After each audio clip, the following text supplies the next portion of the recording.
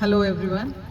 I think बोला जाता है पॉलिटिशियंस के हाथों में माइक नहीं देना चाहिए, बहुत बात करते हैं, लेकिन मेरे से पहले जो स्पीकर थी उन्होंने खुद ने ही बोला कि शायद मैं ज़्यादा बात कर रही हूँ क्या, so it makes my job pretty much easier than what is expected. So thank you all for inviting me today for this panel discussion with all the dignitaries on the dais, and especially interacting with the students of the JNU, because this is my first time experience in JNU, and since being from a medical background, I'm a little bit scared to how this discussion will go into the JNU students and professors sitting besides. But yes, my practical experience is more than what the theory or the historians will narrate. But I am betting on my practical experience here. So to start the topic of discussion, actually, lower caste and gender and law.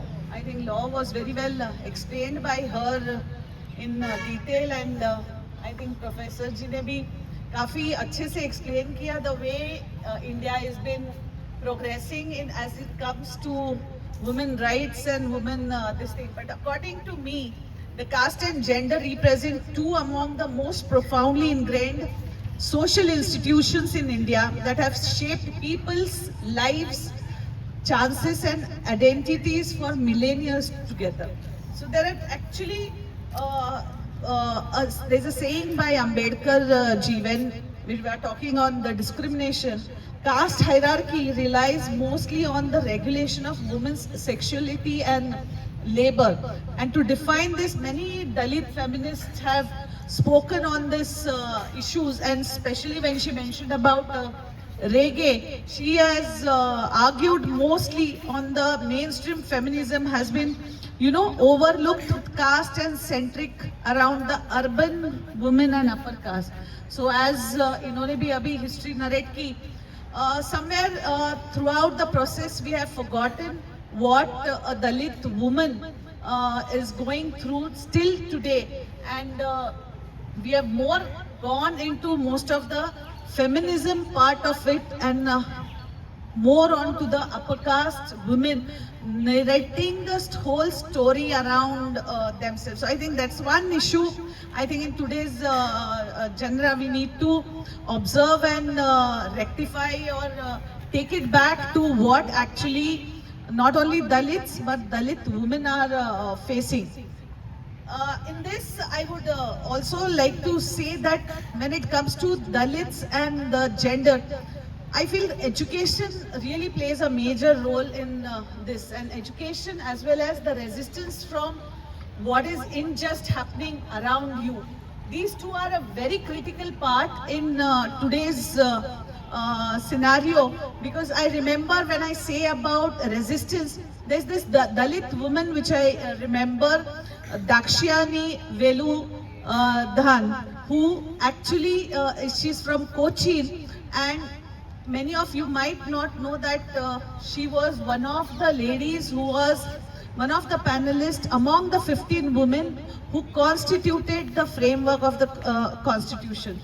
And she is the one who is championed during in 1945 a Dalit woman contesting elections through education, educating as a girl child, 1945 contesting elections, winning those council elections, and she is the champion first lady to go against incidents where women are not allowed to wear upper clothes. She went against that, and she was the one who covered her torso and actually set a narrative in the society that education and fighting against injustice, which most of you JNUites are doing and raising voices, is what she did in those times. And it brings a very, very pride moment for me, because such a thinking tank also coming in those days was difficult. As one of my panelists mentioned, coming out of the house, forget about getting educated, forget about resistance. So she deserves a big head go in the history, as well as when we talk about all such things today, when we are seeing in universities, we are discussing all these topics.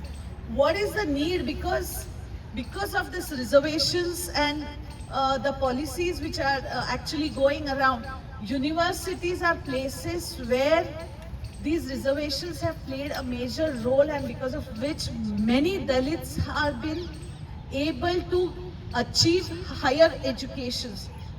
I belong, I work in a place in Karnataka, Khanapur, where still till today there are situations where girls don't go beyond 6th standard or 8th standard of education because of the distance they have to travel for education. That's a hard fact in rural India. 70% of our India is still based in rural. So when you take those statistics, where 6th standard and 8th standard is the highest education for a girl, going now, right now at present, when I became the MLA, fortunately, I could bring up to 10th standard, 12th standard, and fortunately, once when I visited a government college, the principal there told me, ma'am, 80% of our this year's admission is from girls. So that is the change which education is slowly bringing, and that is coming through these universities. And so such panel discussions happening at university levels do matter a lot in changing the policies as well as changing the scenario on the ground level. And many, because of these education and the reservation policies, you can see many, there is emergence of first generation scholars also from the historical marginalized communities who are, coming into narrating the histories in various aspects. Besides that, obviously there are many problems and challenges that are faced, but there are also certain articles and sections and judgments which have been delivered. I'll not go much into detail of all those things, but yes, surely Article 14, 15, 17, 21 have their own significance. Then you have legal provisions like Prevention of Atrocities Act, Prevention of Domestic Violence Act, POSH Act. Then there are various judgments. It's not only in the Constitution, but also acts and judgments have been passed regarding, as she mentioned, the Vishaka POSH guidelines, the Saira Bano and Shaha Bano rights of Muslim women. Then there is Lata Singh, which is right to marry out of caste. Then there is Sabrimala. Recently it passed, where right to entry of a woman to the temple. Then Joseph Stein, where women are allowed to have equal right in the property. That judgment was passed. Then there is Singh Johar for LGBTQ rights also. But all these rights and all these things, articles and constitutions also, we still face many challenges. Though these are the baby steps which have been taken towards that, the challenges and the problems are, which I feel are mainly, many people feel that, and I think the crowd, most of the crowd here will also agree with that. The laws only on paper, but the implementation is still far away. Though just I said, narrated a few articles, constitutional rights and judgments, but there are, as I mentioned, those are just baby steps. Probably if I'm a gynecologist and I say it's just the baby in the womb also, in a 140 crore population, that won't be wrong. So at least I'm happy that there is no infertility and we have a baby in the womb. So seeing the positive side of that, yes, these acts and judgments have been helpful. Then there are many, like NCRB data shows poor conviction rates in atrocities and other related incidents. Legal reforms where only address the normative framework. Actual transformation requires many changes in that, and most importantly, I feel the grassroots level changes which are to be done is the need of the hour. And if I would say here, Bollywood does play a major role nowadays. Not nowadays, previously also. If you have seen many movies during Indira ji's time or Rajiv ji's time, there were many movies which narrated stories for social reforms and social norms. But nowadays, I think that's been more of a vote bank politics that is happening through movies. As elections come near, new movies are narrated. Recently, I saw Dhurandhar. I just didn't understand why such. If I'm frank to talk, it shows some intel which was shared between those at the higher authorities and those at the bench desk. I think that's a national security intel which should not be disclosed through any of the channels to any of them. And those decisions were taken by them during those times. What mentality, what share they do, we don't know.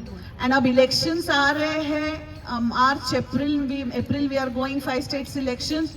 तो घर में घुस के मारेंगे का narrative state किया जा रहा है. So all these things I feel vote bank politics should be a secondary aspect in today's society. Most of the thing, not only women, but we need social reformers today also to clean the society in a much better aspect. Though there are these rights and constitutional rights are there and judgments are there, I would also like to tell you from my personal experience, the way we use this is also very, very important. I have 2 live examples of me. One is an MP who belongs to Tamil Nadu, Sudhaji. She belongs to the most backward class, 75 years her caste, first lady representation. This year, last 24, she got the representation from her caste. And her background, if you, yesterday we were together and she narrated early father loss, mother with 2 girl child, from there becoming a lawyer, studying under trees like this. And I really feel envy you guys that you still are studying in such a kind of environment.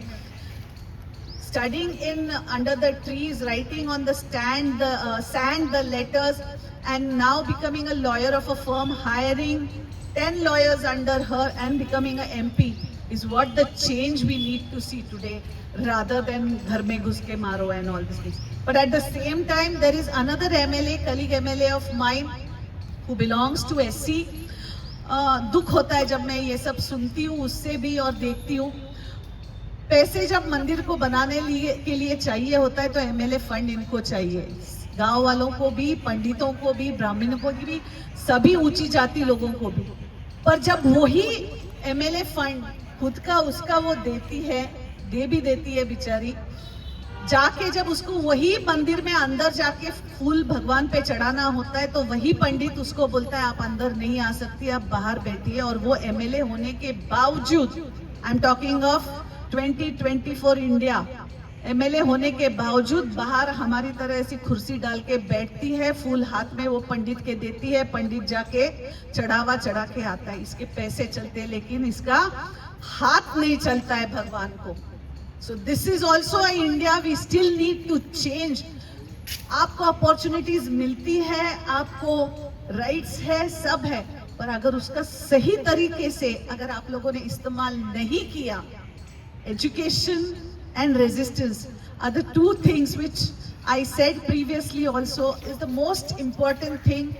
How you use it, that brings the changes in the society, and that is the reason for my entry into politics also. I don't sit and talk coffee table discussions. I wanted to be the change, to see the change in the society, and that's why from a gynecologist, I'm a full-time politician now. Thank you one and all. Thank you so much, Dr. Anjali Nimbalkar. Such a varied discussion you had, and I believe